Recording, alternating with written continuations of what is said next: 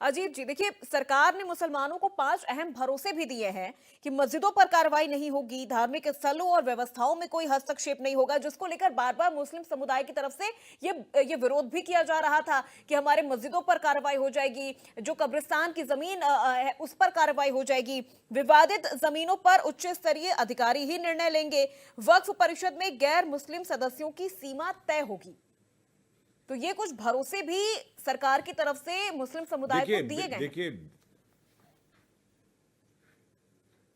देखिए बिल्कुल वक्फ बोर्ड में ऐसा नहीं कि उनकी पावर को घटा दिया गया है, उन्हें वक्फ बोर्ड से बाहर कर दिया गया।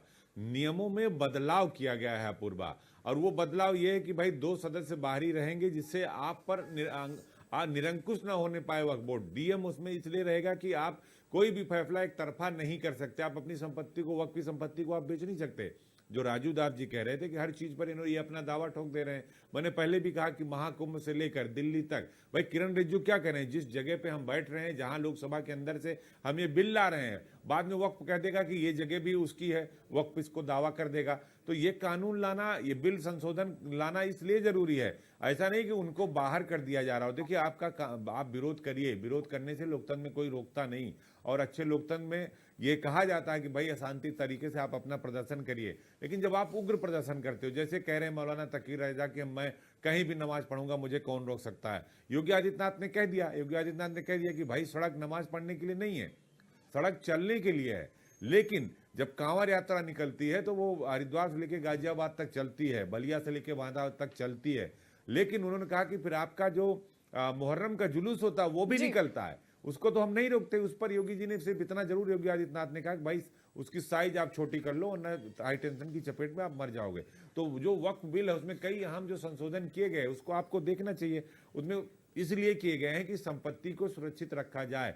इसीलिए कहा गया कि भाई आप 90 दिन पहले पोर्टल पे डालोगे कि आप भाई वक्त में ये संशोधन कर रहे हो, या ये संपत्ति बेचना चाह रहे हो, ये खरीदना चाह रहे हो, तो आप पोर्टल पे डालिए। उसमें क्या आपत्ति है आपको? उसमें कोई आपत्ति नहीं होनी चाहिए। दूसरा कि जिस जिले में संपत्ति होगी वहां का जिला मजिस्ट्रेट, जो जिला अधिकारी होगा, वो उसका मेंबर होगा। वो इसलिए मेंबर होगा, पदेन सचिव होगा, वो इसलिए मेंबर होगा कि आप कोई बैठक करोगे, कोई मीटिंग करोगे, कुछ आप का फैसला लोगे, तो उसमें डीएम रहेगा। अगर जिलाधिकारी रहेगा तो आप कोई गलत फैसला नहीं लोगे। 2 गैर सदस्यों को रखा जा रहा है जो मुस्लिम नहीं होंगे, गैर मुस्लिम सदस्य होंगे, तो उनको, वो भी 2 ही होंगे ना, फिर भी संख्या आपकी ज्यादा है। तो आप डर क्यों रहे हैं? आप पीछे क्यों भाग रहे हैं? कानून का विरोध क्यों कर रहे हो? आप उसका सामना करिए, कानून को देखिए। ऐसा नहीं कि जो मैंने पहली बात कही कि वक्त की संपत्ति बेचकर किसी गरीब मुसलमान का घर बना दिया गया। सरकार तो दे रही है ना बना के, पीएम आवास में भी, मुख्यमंत्री आवास में भी, उसमें भेदभाव नहीं हो रहा। ये तो इसलिए संशोधन लाया जा रहा है कि हिंदुस्तान के अंदर आप उसका दुरुपयोग मत कर पाइए। जो बात राजू दास जी कह रहे थे कि आप हिंदुस्तान में रहकर पाकिस्तान का नियम फॉलो नहीं कर सकते, आप हिंदुस्तान में रहकर शरीयत से इस देश को नहीं चला सकते। योगी जी ने तो पहले भी कहा, मुख्यमंत्री जी योगी आदित्यनाथ ने, कि ये देश औरंगजेब के आदर्शों से नहीं चलेगा, बाबर के आदर्शों से नहीं चलेगा, ये देश शरीयत से नहीं चलेगा, ये देश हिंदुस्तान के कानून से चलेगा, हिंदुस्तान के संविधान से चलेगा, एक देश एक विधान एक संविधान से चलेगा।